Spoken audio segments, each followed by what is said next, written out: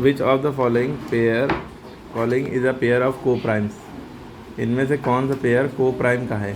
ठीक है, को प्राइम किसे कहते हैं, जिनका HCF 1 हो, जिसका हाईएस्ट कॉमन फैक्टर 1 हो, या ऐसे समझिए जो एक दूसरे के टेबल में ना आते हों और वो किसी के मल्टीपल ना हो। जैसे 14 और 35 दोनों 7 के टेबल में आते हैं, 7 टू द 14, 7 5 द 35, 7 कॉमन हो गया, तो इसलिए ये इन क्या है, को प्राइम नहीं है। ठीक है, को प्राइम वो हैं जिनका HCF 1 हो, यानी कि किसी के टेबल में, एक दूसरे के टेबल में ना आते हों। बस 18 और 25 है, कोई ऐसा टेबल नहीं है जिसके टेबल में ये दोनों नंबर आते हैं। 6 के टेबल में 18 आता है, ये नहीं आता है। 3 के टेबल में 18 आता है, ये नहीं आता है। 5 के टेबल में 25 आता है, लेकिन 18 नहीं आता। तो समझ में, कोई भी ऐसा टेबल नहीं जिनके टेबल में ये दोनों आता है, 1 को छोड़ के। तो 1 ही HCF हो, उसके अलावा कुछ HCF ना हो। 31 93, 31 के ही टेबल में 3 बार में 93 आ जाएगा। 32 के टेबल में 62 आ जाएगा। ठीक है, या 2 के टेबल में ये दोनों नंबर आते हैं जिसके लास्ट डिजिट इवन है, तो वो 2 के टेबल में आता ही है। 62 32 के टेबल में नहीं आएगा, लेकिन ये 2 के टेबल में आ जाएगा। 1 के अलावा किसी टेबल में आ जाएगा, तो वो दोनों को प्राइम नहीं है। तो ये 18 और 25 इसका राइट आंसर हो गया। अगला क्वेश्चन है, अगर A की वैल्यू ये दी है, B की वैल्यू ये दी है, कह रहे हैं HCF बताइए। तो ये 180 कैसे आया, कैसे करेंगे, ये देखिए। A की वैल्यू इतनी बड़ी है, इसको खोल के मल्टीप्लाई कर लेंगे, या आप ऐसे ही रहने दिए, कॉमन लेके कर लिए। HCF का मतलब होता है हाईएस्ट कॉमन फैक्टर।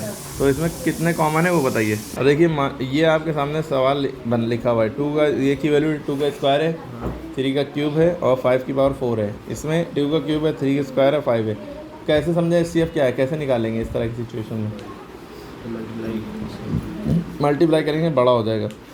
2 की पावर 2 का मतलब हो गया 2 को 2 बार खोल लो। ठीक, 3 की पावर 3 का मतलब हो गया 3 बार खोल लो। 5 की पावर 4 का मतलब 4 बार खोल लो। 1 2 3 4। ठीक, इसी तरह 2 का क्यूब का मतलब क्या आ गया, 2 को 3 बार खोल लो, 1 2 3।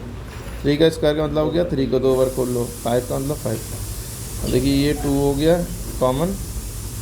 ठीक है, तो ऐसे आ गया 2 × 2, ये 2 × 2।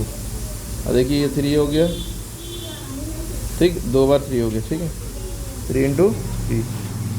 ओके, और कुछ कॉमन है 5, ये हो गया 5।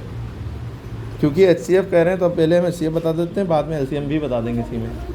2 2 द 4 3 12 5 द 60 6 3 द 18 180।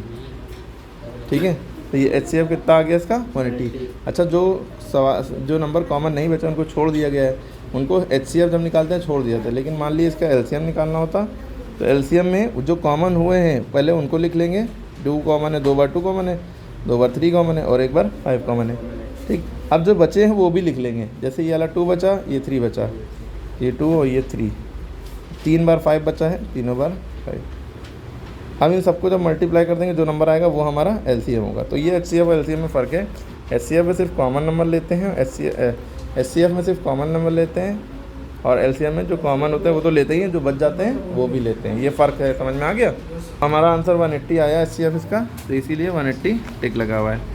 इसी तरह इसका HCF है, इसका HCF कैसे होगा और इसका LCM कैसे होगा, इन दोनों का आंसर कमेंट बताइए। करके देखिए कि कैसे इसको खोला गया होगा, और इसमें तीनों में जो सेम हो वही लेंगे।